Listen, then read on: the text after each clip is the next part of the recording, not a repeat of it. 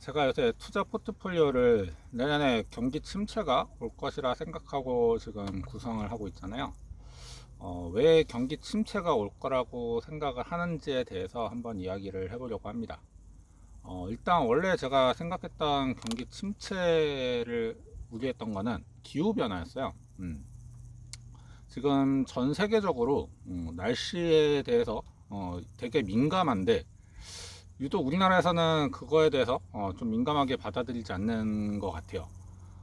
보면은 지금 전 세계적으로 날씨 때문에 수확량들이 좀 많이 줄어들고 있거든요. 그래서 음식에 대한 가격, 원재료 가격 이런 것들이 조금씩 상승을 하고 있었는데 러시아 사태가 러시아의 우크라이나 침공이 이 식량에 대해서 가격 폭등을 만들었죠. 그렇기 때문에 최근 들어서 더 이슈화가 좀 많이 된 것 같아요. 그 와중에 지금 인도에서 밀 수출을 제한을 걸었죠. 그 이유가 뭐냐면은 밀 가격이 자꾸 폭등을 하니까 인도에서도 이렇게 되면 우리가 위험한데? 라고 생각을 해서 밀 수출을 봉쇄를 한 것도 있어요. 거기다가 인도 역시 지금 밀의 생산량이 계속 감소하고 있는 추세거든요. 이번에도 꽤 많이 감소를 한다라고 해요. 그 이유가 뭐냐면은 예, 역대급 그 폭염 그걸로 인해서 밀 생산량이 감소할 거라고 보고 있는데 지금 카자흐스탄 같은 경우는 비 한 방울 안 내렸는데 홍수가 났어요. 무엇 때문에 홍수가 났냐면은 카자흐스탄 위에 그 뭐죠? 에베레스트 산이 있고 갑자기 세계의 지붕이라고 하는 히말라야 거기에 빙하가 녹으면서 카자흐스탄에 대홍수가 났는데 이런 변화들이 지금 전 세계적으로 그 식량 생산에 대해 감소를 계속 추세가 이어지고 있었는데 러시아 사태가 이거를 조금 더 촉발시킨 계기가 되었죠. 그래서 지금 아마 전 세계적으로 식량량이 가중된 거 있고 그리고 이제 코로나예요. 코로나로 인해서 세계적으로 봉쇄 조치를 많이 했어요. 그 봉쇄 조치를 하다 보니까 어떻게 무역에 대해서 굉장히 안 좋은 영향을 미쳤죠. 배 선박에다가 물건을 실어 나르는 사람들이 없어지고 그거를 짐을 실어 나르는 화물 기사들조차 줄어들다 보니까 그리고 그 선박들이 빨리 짐을 내리고 다른 짐을 싣고 출항을 해야 되는데 그러지 못하고 뭐 LA 같은 경우는 거의 한 달 정도 묶여 있었죠. 그러다 보니까는 전 세계적으로 인플레이션이 또 한 번 촉발이 됐어요. 그거는 이제 식량에 대한 인플레이션이 아니라 물동량에 의한 전체적인 물건 가격이 상승하게 된 계기가 됐죠. 그러면서 하나 더 촉발을 지금 시키고 있는 게 인건비예요. 인건비도 사실 인건비 상승을 하면은 경제는 활성화가 된다라고 보거든요.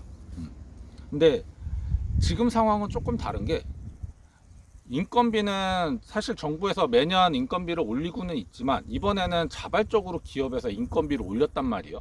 근데 인건비를 미국을 예를 들자고 하면은 미국 같은 경우가 인건비가 지금 자의적이든 타의적이든 5% 정도가 올랐어요. 평균적으로. 근데 물가는 몇 프로 성장했죠? 물가는 이번에 8.5% 대략 이 정도 수치가 나왔어요. 그러니까 물가는 이만큼 올랐는데 인건비는 그에 한 반 정도밖에 못 미친 거예요. 음. 그래서 아마 제가 예전에 유튜브 찍은 것 중에서 지금 미국의 인건비가 15,000원이다 이렇게 얘기한 적이 있어요. 근데 임대료는 그거보다 더 올라서 15,000원 그거를 해도 임대료를 내고 살 수가 없다. 그렇기 때문에 인력난이 촉발됐다라고 얘기를 하더라고요. 미국 현지에 있는 사람들 이야기를 이렇게 유튜브를 통해서 보한 결과 그러니까 인건비가 아무리 올랐다고 한들 물가 상승률보다는 절반에 밖에 미치지 못했으니 버틸 수가 없다라는 거예요. 지금 우리나라도 마찬가지죠. 지금 제가 살고 있는 이 경남 지역은 인건비가 그렇게 변화가 없어요. 한 9,500원 선입니다. 평균 잡아. 근데 서울 같은 경우는 지금 한 만원, 다 만원이 넘더라고요. 일반 식당 기준으로 놓고 봤을 때.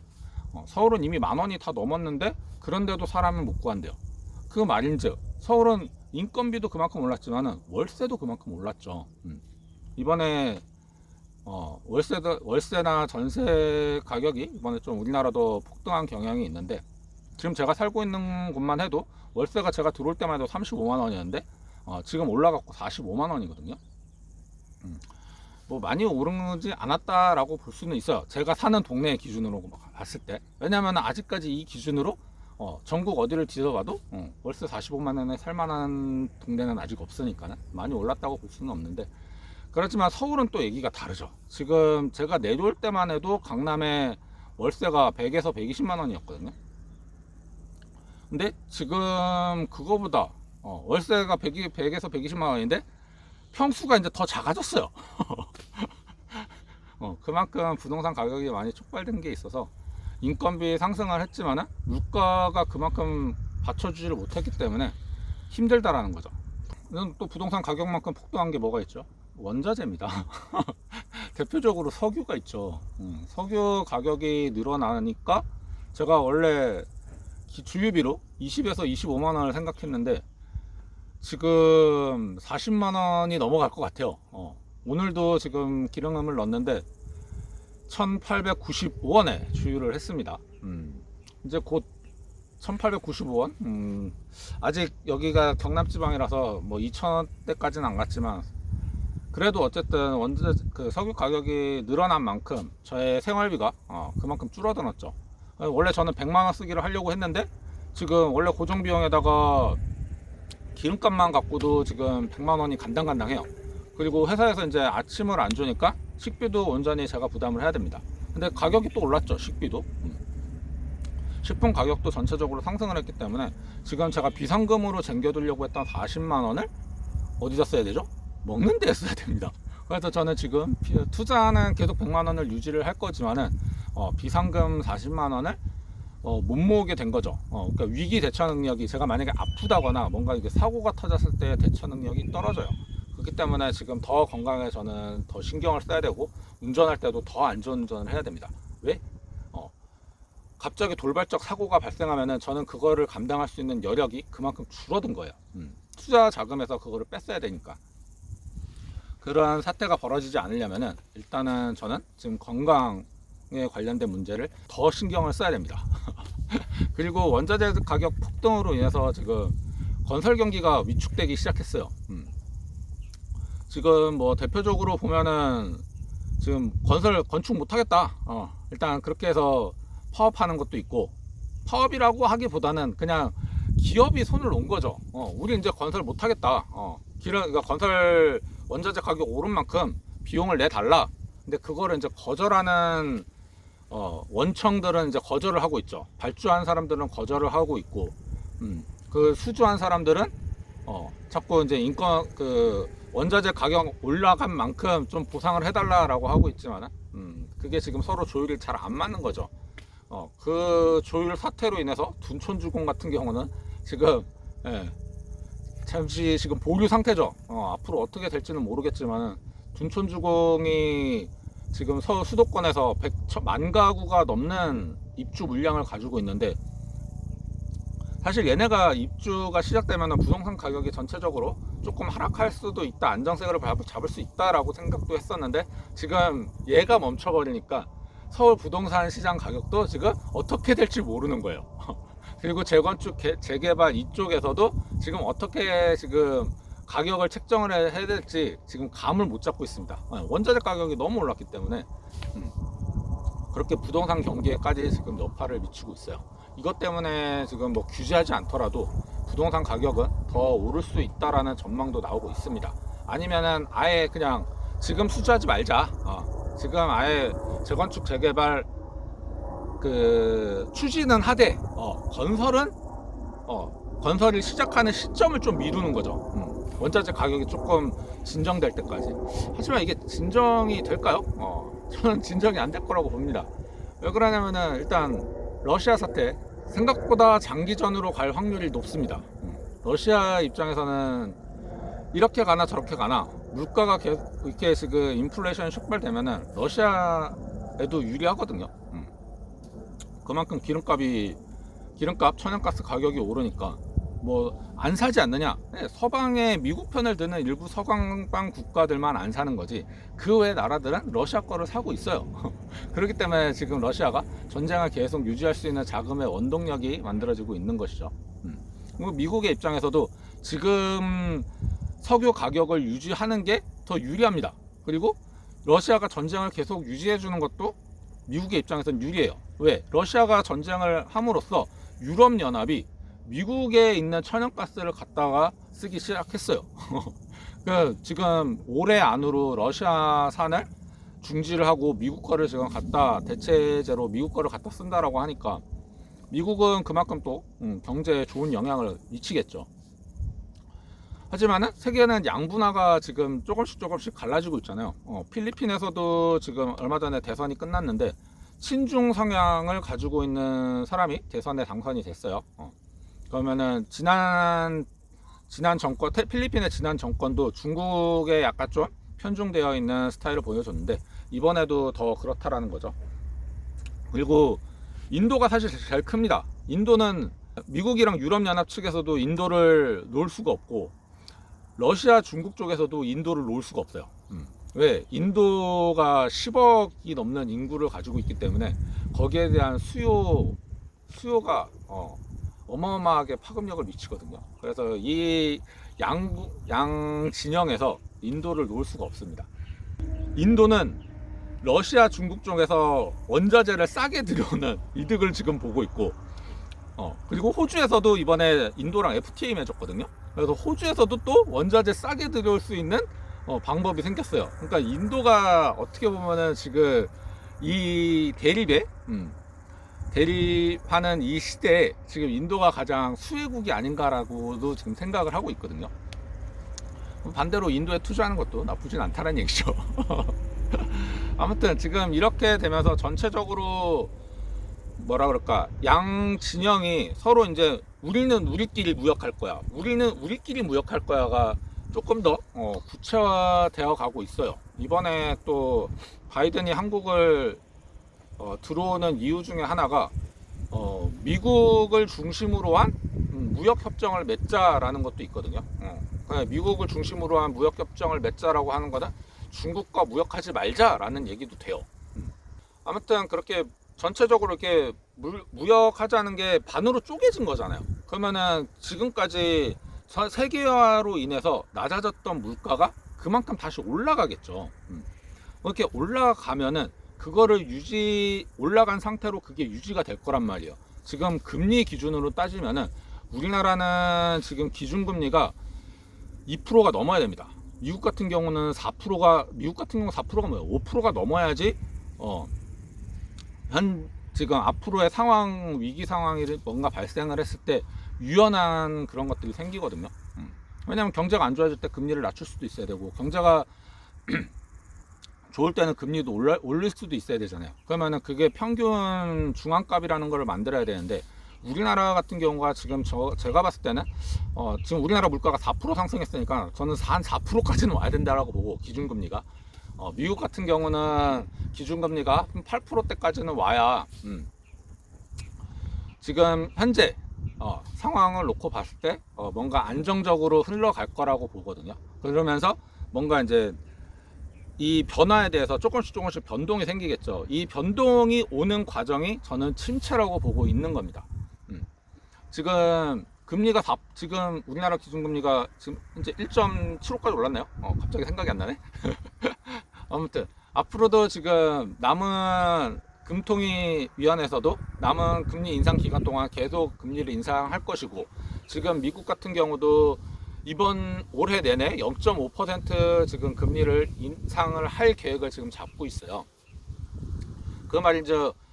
또 안 좋은 상황이 벌어졌을 때 금리를 낮출 수 있는 여력을 빨리 만들어야 되거든요. 근데 지금 미국이 조금 다복한 게 뭐냐면은, 미국이 지금 다시 코로나 환자가 증가하고 있거든요. 그래서 또 다시 셧다운 상태가 벌어질 수 있을지 모르기 때문에 미국 같은 경우는 빨리 금리를 올려놔서 어느 정도 지금 맞춰야 돼요.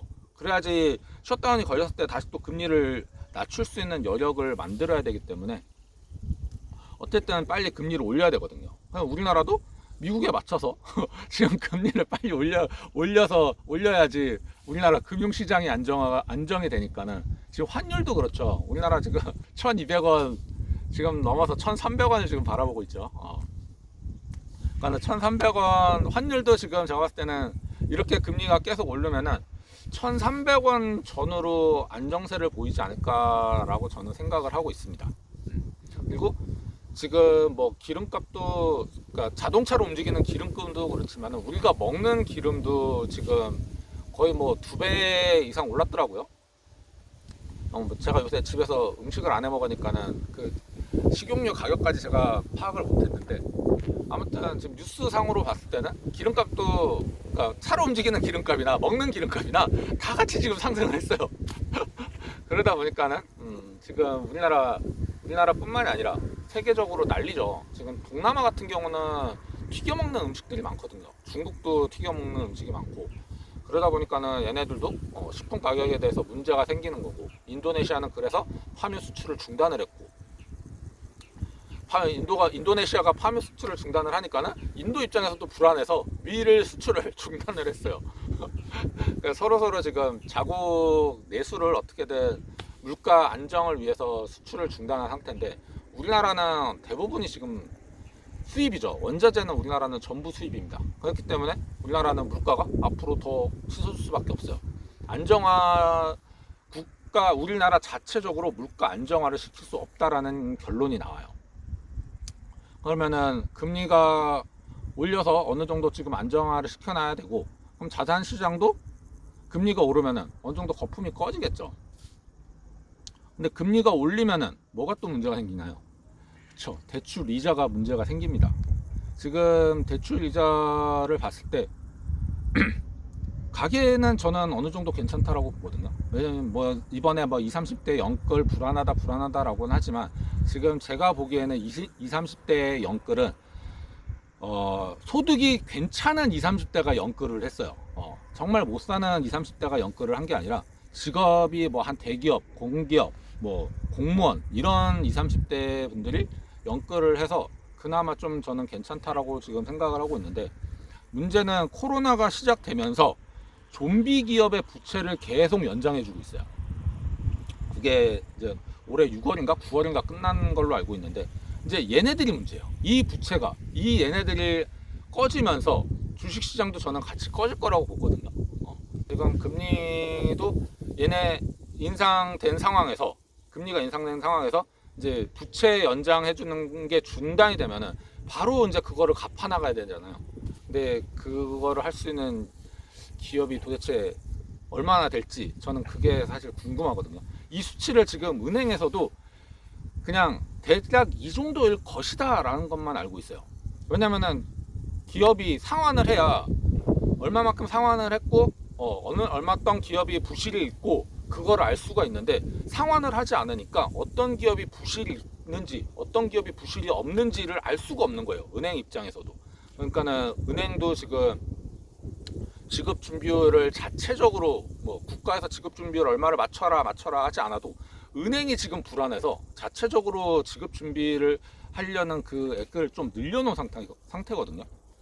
그러다 보니까는 앞으로 지금 금리가 계속 오르고 이 기업 상환 유예가 더 연장이 또 될지, 아니면은 이번 기회에서 그냥 싹둑 잘라버릴지, 지금 저는 이게 우리나라 입장에서는 이게 가장 큰 문제라고 지금 저는 보고 있어요.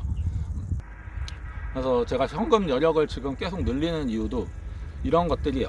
그래서 연말까지는 그 주식시장도 어떻게든 띄울 것이라고 보는 게, 지금 얘네 기업들도 마찬가지로 한 연말쯤에, 제가 알기로는 이게 9월달이었던 걸로 기억하거든요.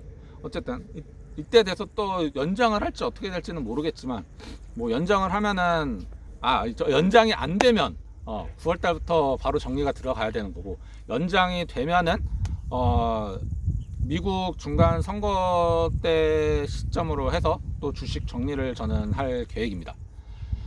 이렇게 지금 전체적으로 제가 보는 거시적 상황은 이렇다 보니 여기에 맞춰서 지금 움직이고 있고요. 그래서 앞으로 뭐 어떻게 될지는 사실 뭐 제가 알 수 있는 게 아니잖아요. 연준이 뭐 0.5% 올린다는 거를 다음 지금 6월 달에 또 금리 인상 그게 잡혀 있는데 0.5 올린다고 했다가 갑자기 0.75를 올릴 수도 있는 거잖아요. 그리고 지금 러시아가 지금 러시아랑 우크라이나 전쟁 상태도 뭐 그냥 뭐 별 얘기 지금 없죠.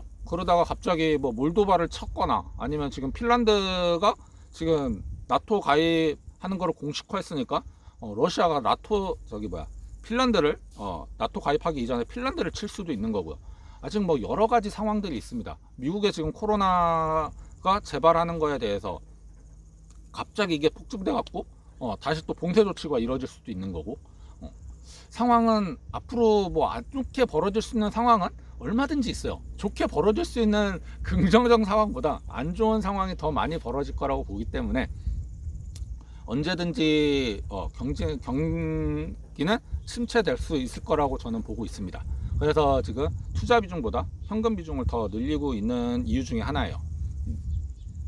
지금도 뭐 한 이번 주에 보면은 조금씩 투자할 기회가 또 생길 것 같은데 이번 주나 저는 이번 주라고 봐요. 이번 주에 어느 정도 좀 주식 다시 또 매수해 놓고 좀 관망을 하다가 오르면은 팔고 더 지금보다 더 떨어지면은 또 현금 여력 있는 걸로 조금씩 더 매수하고 지금 계속 이런 식으로 저는 전략을 올해 내내는 이런 식으로 전략을 지금 만들어갈 계획입니다. 여러분들도 전체적인 거시 상황을 한번 보시고 내 투자가 내가 감당할 수 있는 자금 여력이 얼마나 되시는지 확인을 해보신 다음에 어떤 형식으로 투자를 하실지 결정을 하시는 게 가장 좋을 것 같아요. 그냥 본인 스스로가 자산운용사다 회사다 생각하시고 내 자산 내 돈은 나의 고객이다 생각하시고 돈을 불려 나가셨으면 돈을 운영해 나가셨으면 좋겠습니다.